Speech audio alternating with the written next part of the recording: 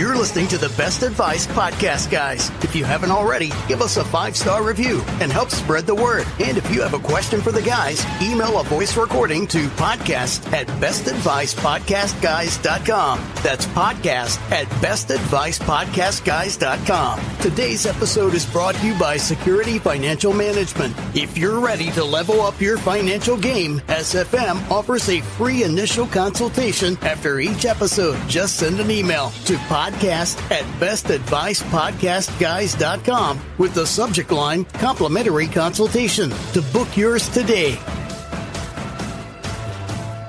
Welcome back to Best Advice Podcast, guys. I'm your host, Rob Lovaglio, here as always with Frank Lovaglio, and Dad, it's just me and you today. That's it. We are dropping like flies today, man. We have Dave and Mitch in Austin out of town, right? Where are they? Nashville? They're everywhere. Everywhere. They are everywhere. Hey, but the two best are left, so hey, let's rock. We got the A-team today, guys. I pity the fool. Per usual, we like to start our episodes with a powerful practice of positive thinking.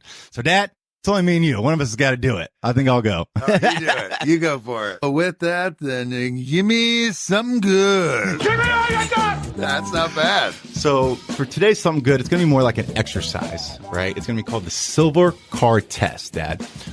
So I'm going to ask you a question, right? Yeah. So how many silver cars did you see driving here today? Like, and I mean, not like kind of saw, like you can think of a silver Mercedes or you can think of a silver Impala when you're driving over here.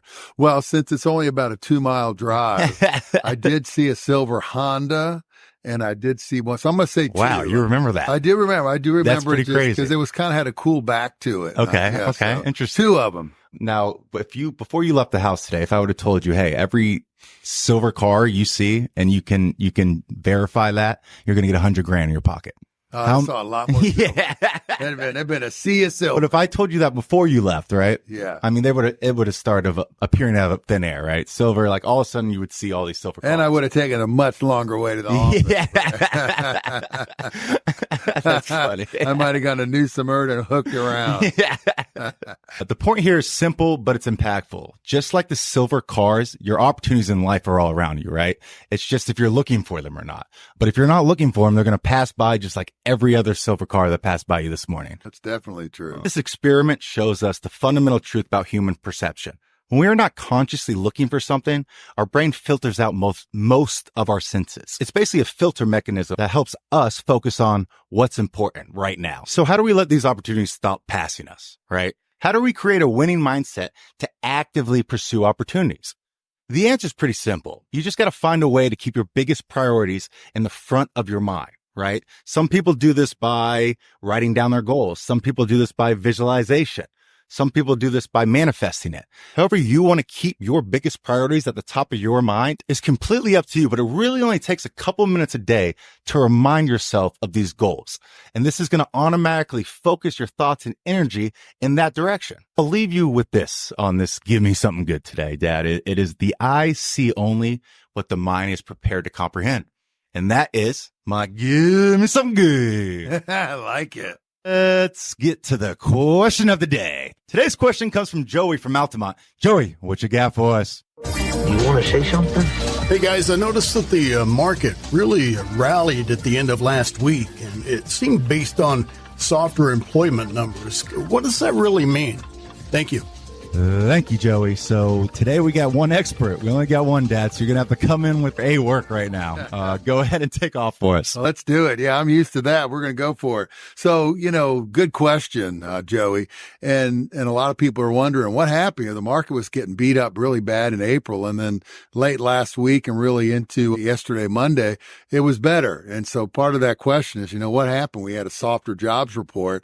And it's very interesting because the Fed is in a very tricky spot. You've been hearing about this for, over a year and a half about this soft landing. And what does that soft landing mean besides coming in your truck and not beating up your gravel? But from an economic standpoint, that means that the Fed was able to manage its way through this higher inflation, but also be able to increase rates in a way that it doesn't put the economy into a recession. So they've been on a tightrope now for at least a year and a half. a Kind half. of like a seesaw? Is that how it works? I don't know if it's more of a seesaw than it is a tightrope. And basically what they're saying is, and the reason for this most recent upmarket here in the last couple business days is the U.S. economy added fewer jobs. And normally you'd say, well, how's that good? Well, again, they're on this tightrope between not putting us in a recession, but also being able to come back because they raised rates so many times recently.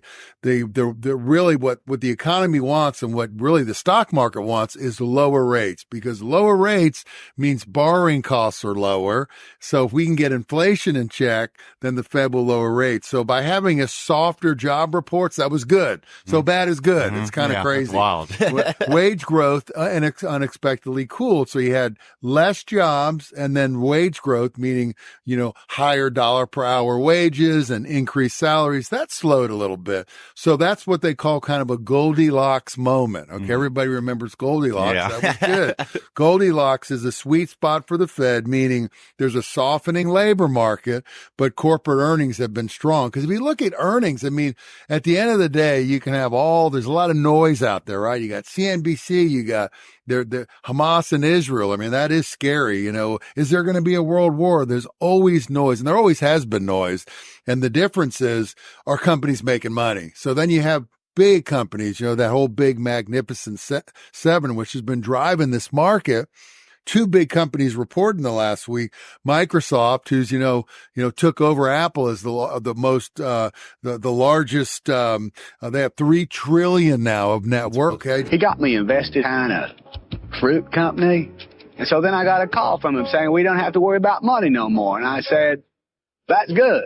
One less thing. But both Microsoft and Apple reported here in the last several business days, and they both were positive, right? So people are like, can Microsoft keep this up? All this AI hype, and is it really hype or is it real? Well, in their cloud reporting, which is a big part of their profits, they showed that AI actually increased real sales. So what people want, or what the market wants, is AI is cool, but is it really working? Yeah. So in their Microsoft Word and some of their usable devices, they actually saw a profit because AI helped them. That's big. Interesting. Yeah, that's big. So it's like alleged and then executed. Yeah. So is it really going to work? Well, Microsoft showed in their most recent report on their cloud computing that some of the AI they're incorporating is actually working. So wait a minute, this is real. Yeah. So the market likes that, right? So then NVIDIA sparks, right? And then Apple, who iPhone sales in China have been very soft, and all the doom and gloomers were saying, oh, Apple's going to get slaughtered this quarter. Yeah. Watch out. Should you sell?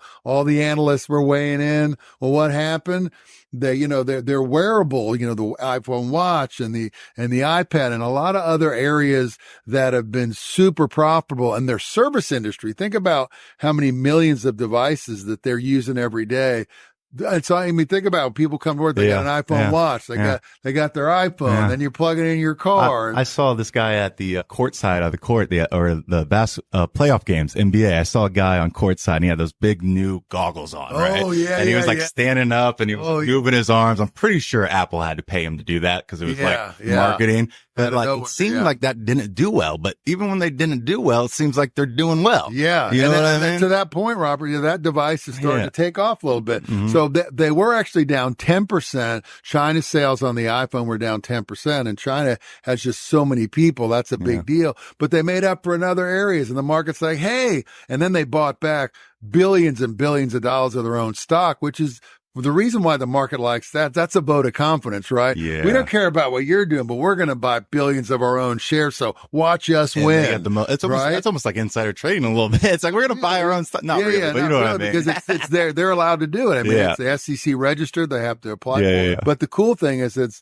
when a company says, we know we're so profitable, we're going to buy billions of shares. Yeah. Then everyone's like, wow, that's they believe in themselves. They believe, and they see the day to day too. So they know more than anyone else does about what's going on. Exactly. So, Microsoft reports, Apple reports, and earnings really, really are an important factor of driving the market. Again, there's noise everywhere, but at the end of the day, are these corporations making a profit? Because that's why we buy the stock, because if a corporation is profitable, it increases the share value. And that's what it's all about. So we're going to be brief today, but wanted to make sure we answered that question. Joe, hope that answered your question, and everybody have a great day.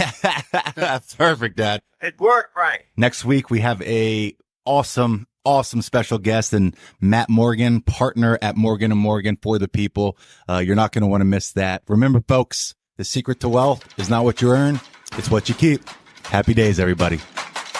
This podcast is for entertainment and educational purposes only and is not intended as personal financial advice. Before making any financial decision, please do your own research and consult a financial advisor as needed. If you have a question for the guys, email podcast@bestadvicepodcastguys.com.